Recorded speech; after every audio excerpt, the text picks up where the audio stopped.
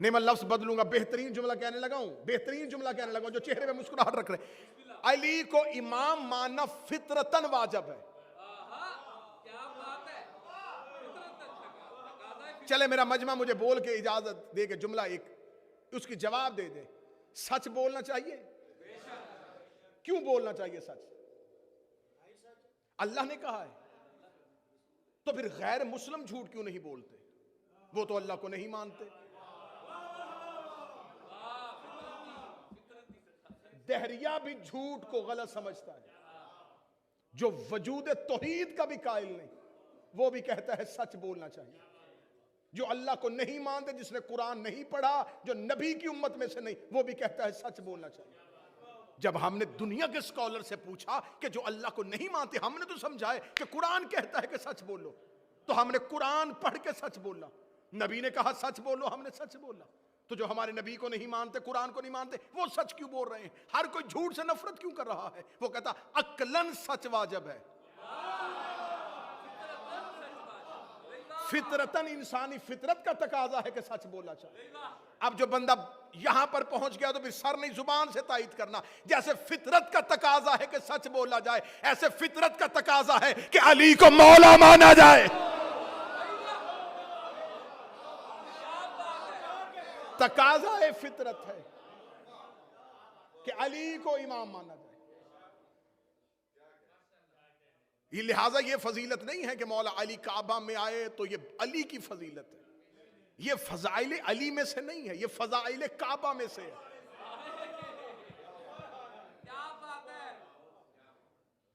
یہ تو علی کی ماں کی مہربانی ہے کہ وہ چل کے خانہ کعبہ کے قریب آ گئی۔ اب مجھے نہیں پتا اس جملے کے بعد کہاں کتنا سنا جائے گا۔ یہ تو اس کی مہربانی ہے جو چل کے کعبہ کے قریب آ گئی۔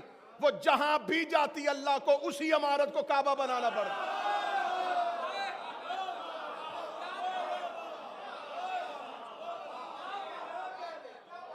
یہ تو اس کی مہربانی ہے کہ وہ عمران کے گھر سے نکل کے رحمان کے گھر آ گئی۔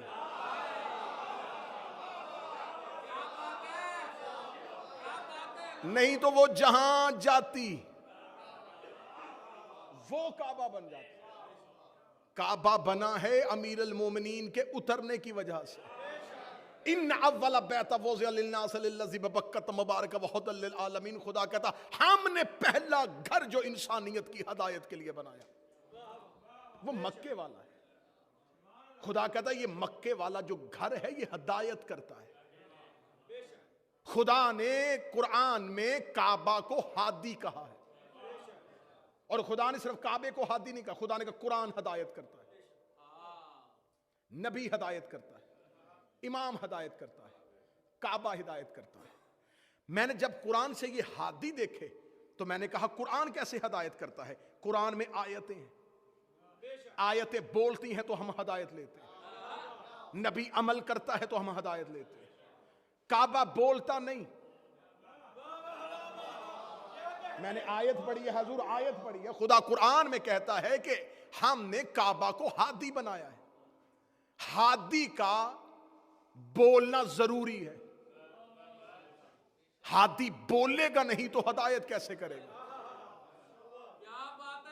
بند قرآن کوئی بندہ جا کے گھر کی الماری میں رکھ لے، قرآن بھی ہدایت نہیں کرے گا جب تک اسے کھولو گے نہیں، اس کو پڑھو گے نہیں، اس کے معنی کو سمجھو گے نہیں، اہل بیت سے اس کی تفسیر لوگے نہیں، قرآن بھی ہدایت نہیں کرتا۔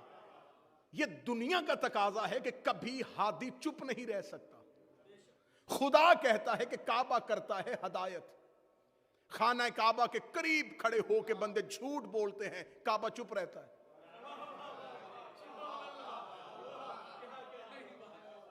تو میرے مالک تو نے کہا ہے کہ کعبہ ہدایت کرتا ہے، کعبہ ہدایت کیسے کرتا ہے؟ کعبہ تو خاموش ہے، نہ کسی کو روکتا ہے نہ ٹوکتا ہے۔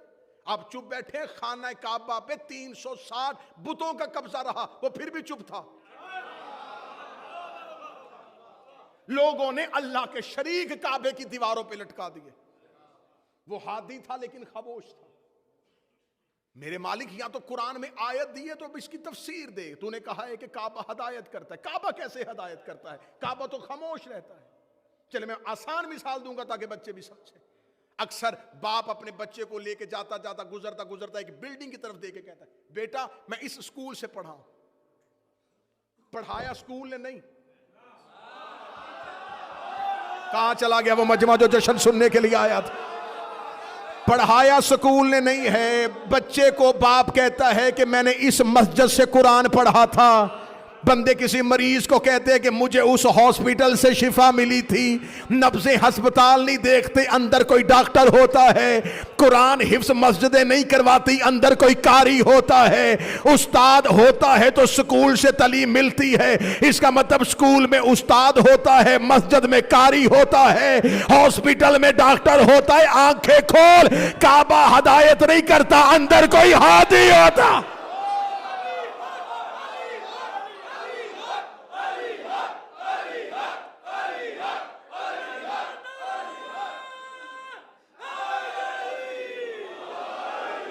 کعبہ ہدایت کے قابل بنا تھا. تو آج کے جشن میں ہم صرف اسی موضوع پہ رک جائیں گے کہ کعبہ جو ہے اسے ہی کیوں چنا گیا. تاریخ کعبہ کیا ہے؟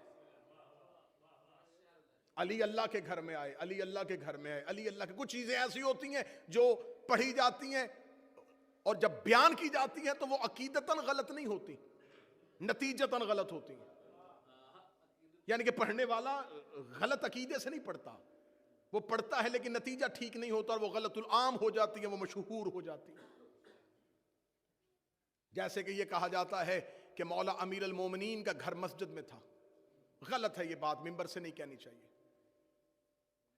میں مولا کے ظہور کی رات کہہ رہا ہوں, لوگ منبر پہ کہتے تھے علی کا گھر مسجد میں تھا, علی کا گھر مسجد میں تھا. تاریخی حقائق کو سامنے رکھ کے بات کرنی چاہیے. علی کا گھر مسجد میں تھا, علی کا گھر مسجد میں تھا. کتنی بار آپ نے بھی سنی ہے یا نہیں سنی؟ آپ بالکل خاموش اس لیے ہو گئے کہ آپ نے سنی ہے, اور اتنی سنی ہے کہ آپ کہتے ہیں کہ ہم بھی یہی کہتے ہیں علی کا گھر مسجد میں.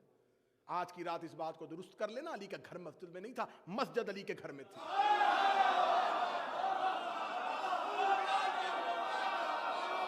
میں پوری ذمہ داری کے ساتھ یہ بات منبر پہ کر رہا ہوں, جشن کی شب کر رہا ہوں. کامران بھائی, علی کا گھر مسجد میں نہیں تھا, مسجد علی کے گھر کے اندر تھی. علی مسجد کے حجرے میں نہیں رہتے تھے, علی نے اپنا صحن اللہ کے گھر کو دیا ہوا تھا.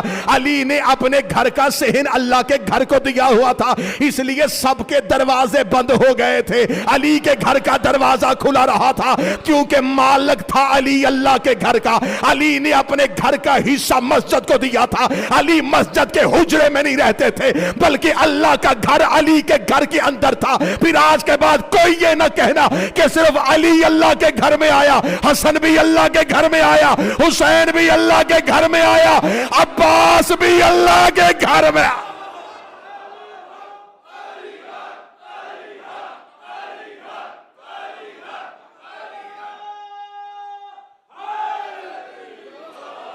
یہ سارے اللہ کے گھر میں آئے.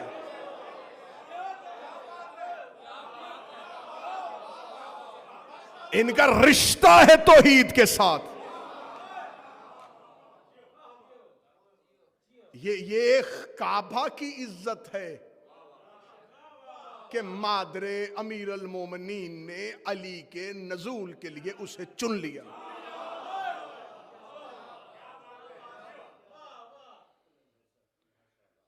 یہ کعبہ عربی زبان میں کہتے اونچی جگہ کو,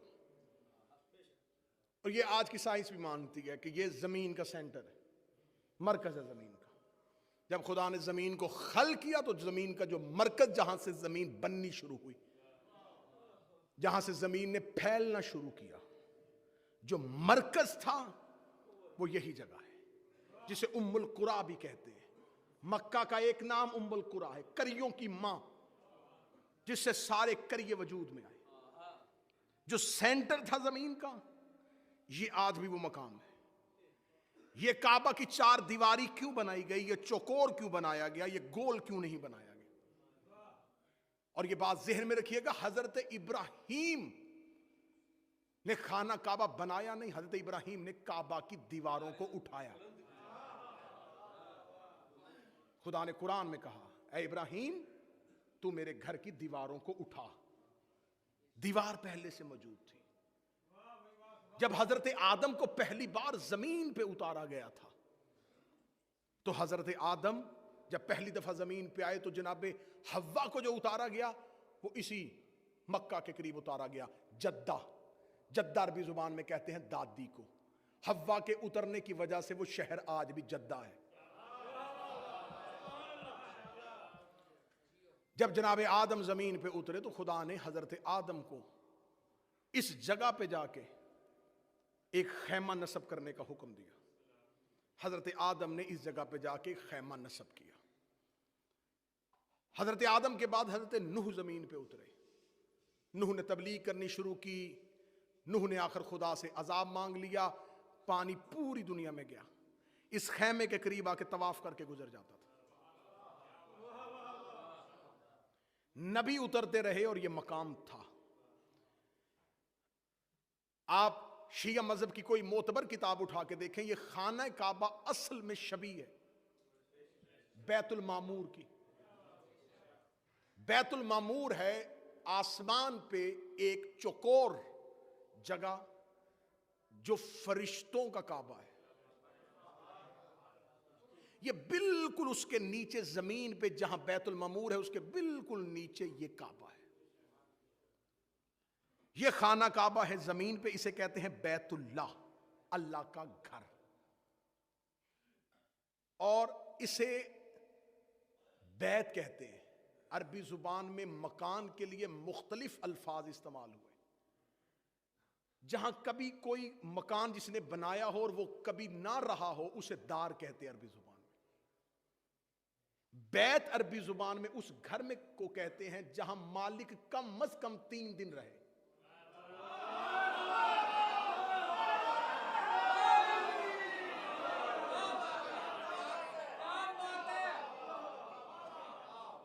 عربی زبان میں خالی مکان کو جہاں مالک کوئی گھر بنائے، کوئی کنسٹرکشن ہو اور وہ وہاں نہ رہے اور وہ خالی رہے اسے دار کہتے ہیں۔ بیت اس گھر کو کہتے ہیں جہاں کم از کم وہ 3 دن رہے۔ میں تاریخ کعبہ پڑھوں گا اور یہیں پہ جشن تمام ہو جائے تاکہ پتہ تو چلے کہ علی کی ماں نے اسے ہی منتخب کیوں کیا۔ جس وقت امیر المومنین کو یہاں پر اتارا گیا اس وقت مسلمانوں کا قبلہ اول تو یہ نہیں تھا۔ مسلمان تو بیت المقدس کی طرف، رسول بیت المقدس کی طرف منہ کرتے تھے۔ اس کے اوپر بتوں کا قبضہ تھا، اور یہ بات بھی ذہن میں رکھیے، خانہ کعبہ کے اندر بت نہیں تھے، دیواروں پر بت تھے۔ اب یہ ہے بیت المعمور کی شبیہ۔ عرش پہ چوتھے آسمان پر بیت المعمور ہے، کیونکہ جتنی بھی آسمان پہ رہنے والے ملائکہ ہیں ان کو اپنی عبادت کرنے کے لیے کوئی رخ چاہیے۔ میں اور آپ دن میں 5 دفعہ پڑھتے ہیں، وہ ہر وقت پڑھتے ہیں۔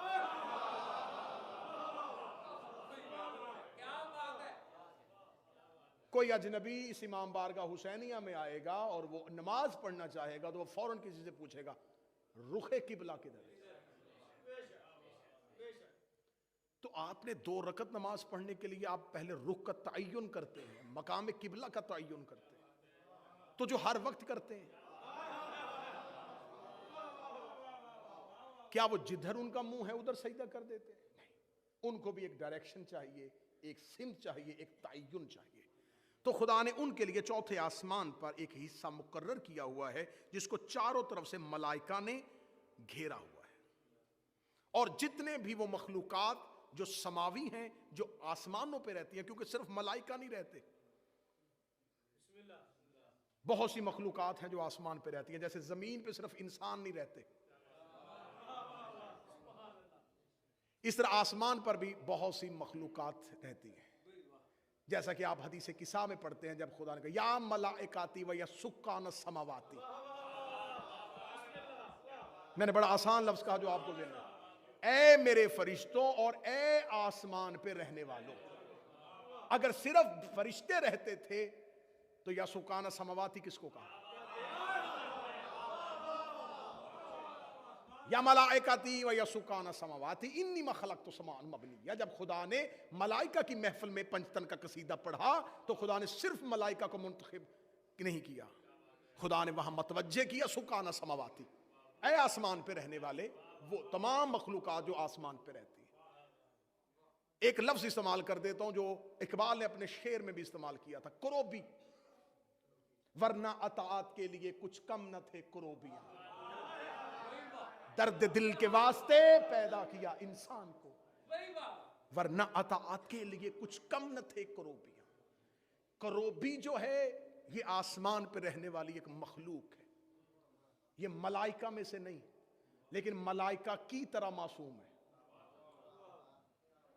میں نے کہا تھا کہ میں منفرد نوعیت کا جشن آپ کے سامنے، یہ کروبیاں جو ہیں یہ ملائکہ نہیں ہیں، یہ کروبی یہ عبادت پروردگار کرتے ہیں، معصوم بھی ہیں ملائکہ کی طرح، یہ نہ انسانوں میں سے ہیں نہ فرشتوں میں سے، یہ فرشتے بھی نہیں ہیں بشر بھی نہیں ہیں، رہتے آسمان پہ، کرتے یہ بھی صرف عبادت ہے۔ معصوم نے چھٹے امام نے فرمایا بحار الانوار کا حوالہ، معصوم فرماتے یہ اتنے خوبصورت ہیں، اگر ان میں سے ایک کروبی عرش سے اپنے چہرے سے نقاب ہٹا کے زمین پہ دیکھے، زمین پہ رہنے والے اسے حسن کی تاب نہ لاتے ہوئے مر جائیں۔ بحار الانوار کا حوالہ دے دیا۔ سائل نے پوچھا مولا یہ کروبی کون ہے؟ فرمایا عرش پہ رہنے والے ہمارے شیعہ،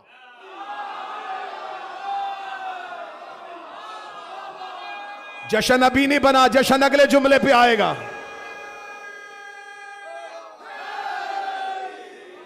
جشن اس سے اگلے جملے پہ آئے گا۔ مولا نے فرمایا یہ عرش پہ رہنے والی وہ ہماری مخلوقات ہے، جیسے فرش میں ہم نے اپنے انسانوں میں سے شیعوں کو چن رکھا ہے، ویسے عرش پہ رہتے ہوئے ہم نے جن مخصوص کو چن رکھا ہے انہیں کروبیاں کہتے ہیں۔ یہ عبادت پروردگار میں دو ہی تسبیحاں کرتے ہیں، یا ہم پہ درود پڑھتے ہیں یا ہمارے دشمنوں پہ لعنت کرتے ہیں۔ مولا نے فرمایا یہ عرش پہ رہتے ہیں۔ سائل نے کہا مولا کبھی یہ زمین پہ نہیں آئے؟ فرمایا اگر کوئی بھی اپنے چہرے سے نقاب ہٹائے زمین والے مر جائے، اسے کبھی کوئی نہیں آیا۔ فرمایا ہاں ایک بار جب موسیٰ نے اللہ کے دیدار کی تمنا کی تھی، خدا نے ایک کروبی سے کہا تھا اپنے چہرے سے نقاب ہٹا۔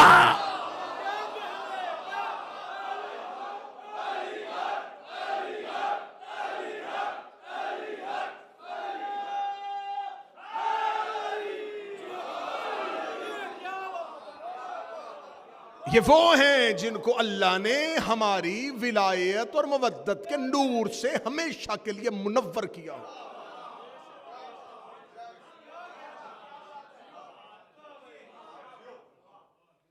تو یہ آسمان پہ رہنے والے جو صرف ہیں، یہ صرف ملائکہ نہیں ہیں، کروبیاں بھی ہیں، حوریں بھی ہیں، غلمان بھی ہیں۔ سارے مسلمانوں کے پاس ان سب کا کانسیپٹ بالکل خراب ہے۔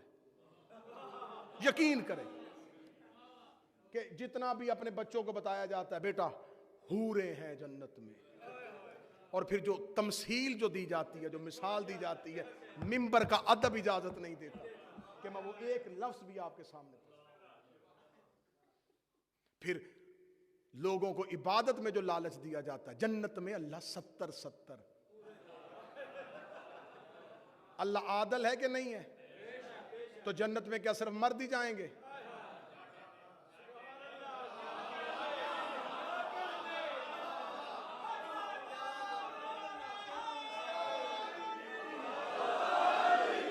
ہاں بولے، میں آپ کے سامنے 2 × 2 = 4 والی باتیں کر رہا ہوں، مشکل باتیں تو مجھے آتی نہیں۔ کیا جنت میں صرف مرد جائیں گے؟ وہ عابدہ عورتیں، وہ مومنات، تو جنت میں ان کا انعام کیا ہے؟ یہ بالکل ذہن گمراہ کیے گئے۔ تصور جنت غلط، تصور حور غلط، تصور غلمان غلط، تصور ملائکہ غلط۔ جن کو اللہ کے عرش پر رہنے والے اللہ کے عبادت گزار فرشتے سمجھ میں نہیں آئے، ہم ان سے علی ولی اللہ کیسے منوائیں؟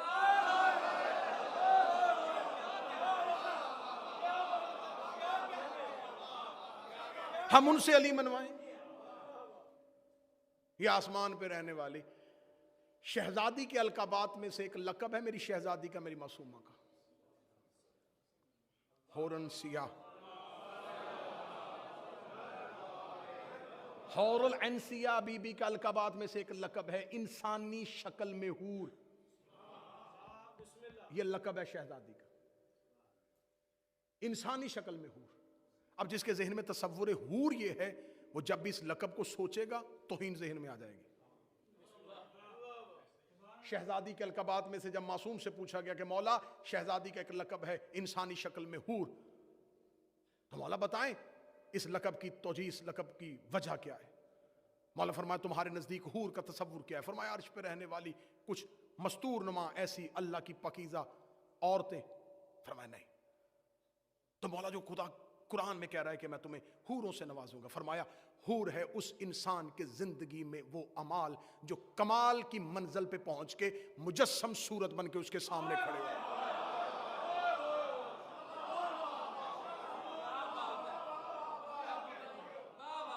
جو وہ زندگی پہ کرے گا اس کے تمام اعمال کمال کی منزل پہ جا کے ایک جسم کی صورت میں اس کے سامنے آ جائے.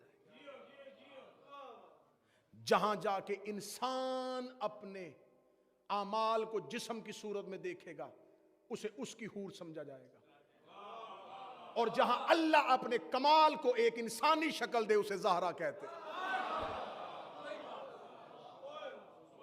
سیدہ اللہ کا کمال ہے.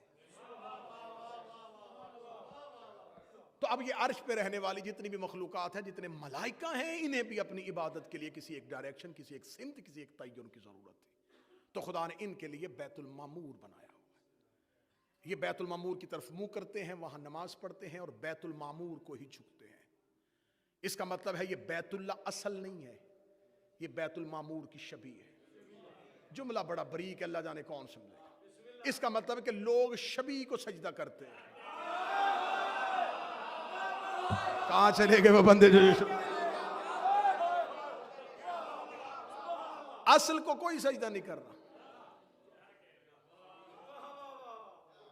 یہ سجدہ ہو رہا ہے شبیہ کو. خانہ کعبہ شبیہ ہے بیت المعمور کی. اس کا مطلب کیا؟ خانہ کعبہ اللہ کا گھر نہیں، بیت اللہ اصل نہیں، بیت المعمور کی شبیہ. اس کا مطلب بیت المعمور اصل ہے؟ معصوم نے فرمایا نہیں، بیت المعمور بھی اصل نہیں. بیت المعمور ہے اللہ کے عرش کی شبیہ. جسے تم کرسی سمجھتے ہو وہ بیٹھنے والی کرسی نہیں ہے. جسے تم عرش سمجھتے ہو یہ آسمان نہیں ہے. معصوم فرماتے عرش سے مراد ہے توحید کا علم. جو اللہ کا جتنا بھی علم ہے اسے عرش کہتے ہیں. اور تمام مخلوقات اس علم کے نیچے عبادت کرتی ہے. میں پہلے کہا ہو کہ بڑا منفرد سا جشن میں آپ کو سنا. تمام مخلوقات عرش، یہ عرش نہیں ہے، یہ اللہ کا علم ہے جس نے احاطہ کیا ہوا ہے. مخلوقات اس علم کے نیچے عبادت کرتے ہیں. مولا فرماتے ہیں ہم عرش پر عبادت کرتے ہیں.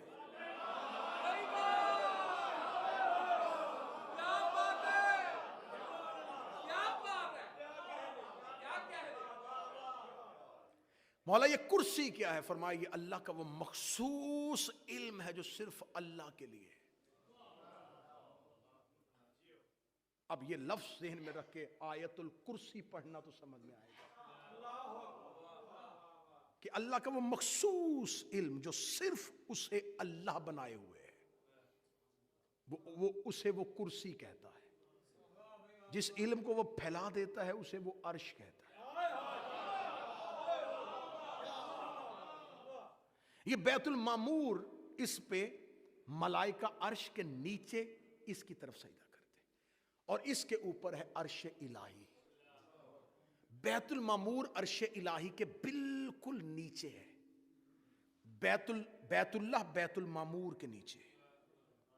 اس کا مطلب ہے کہ اگر بیت اللہ کے اندر کھڑے ہو کے دیکھا جائے تو بالکل اس کے اوپر بیت المعمور اور اس کے اوپر عرش الہی.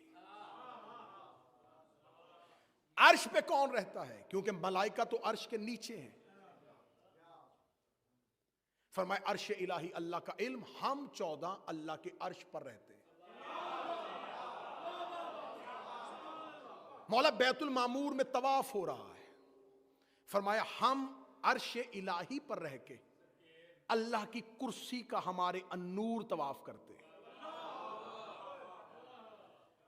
یہ چکر صرف عرش پہ نہیں رہتا، عرش پہ صرف اللہ کی کرسی، اللہ کا مخصوص علم، اس کے گرد 14 کے انوار طواف کر رہے ہیں۔ یہ وہ ہیں جو اس کرسی کو گھیرے ہوئے ہیں۔ واسع کرسی السماوات والارض، یہ ہیں وہ جنہوں نے اللہ کی کرسی کو زمین و آسمان پہ سنبھالا ہوا۔ یہ ایک نور کے حالے میں اللہ کے اس مخصوص علم کا طواف کر رہے ہیں۔ جیسے ہم اللہ کے نور کا طواف کرتے ہیں تو یہ چکر صرف عرش پہ نہیں رہتا، یہ بیت المعمور پہ آتا ہے۔ اس کی سنت ادا کرتے ہوئے ملائکہ بیت المعمور کا طواف کرتے ہیں۔ نہ خطرناک جملے آنے لگے، لیکن جشن آپ کو اگلے سال تک نشے میں رکھے گا۔ عرش الہی پہ ہم 14 اللہ کے اسم، اللہ کی کرسی کا طواف کرتے ہیں۔ بیت المعمور میں ملائکہ اس گھر کا طواف کرتے ہیں۔ اللہ عرش سے وہ چوتھے آسمان پہ نہیں آتا، وہ بیت المعمور کے اندر نہیں آتا، کیونکہ وہ ادھر سے ادھر آ جائے تو ادھر کون نہ رہے، اور ادھر وہ طواف رک جائے کیونکہ جس کا تھا وہ چلا گیا۔ تو مولا پھر بیت المعمور میں کون ہے؟ فرمایا بیت المعمور میں ہم رہتے ہیں۔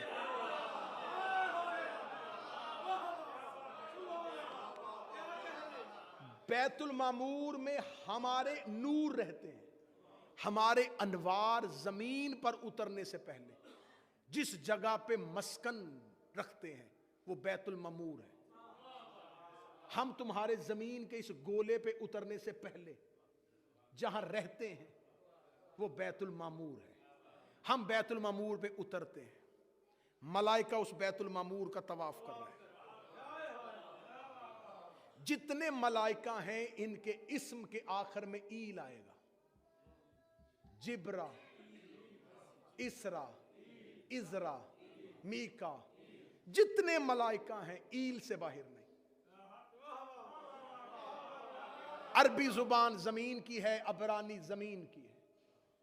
توریت اللہ کے آسمانی صحیفوں کا پہلا صحیفہ ہے۔ نہج البلاغہ، بحار الانوار، جتنے اصول کافی، یہ مذہب کی معتبر کتابیں میں منبر پہ رکھ دیتا ہوں۔ علی فرماتے ہیں کہ مجھے توریت میں ایلیا کہا جاتا ہے۔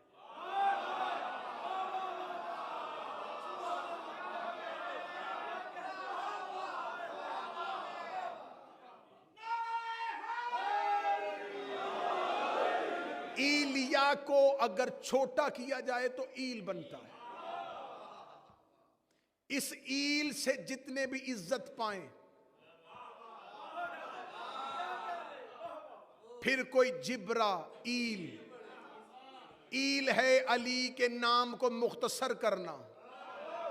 اب سمجھ میں آئی کہ جبریل علی کو استاد کیوں کہتا ہے۔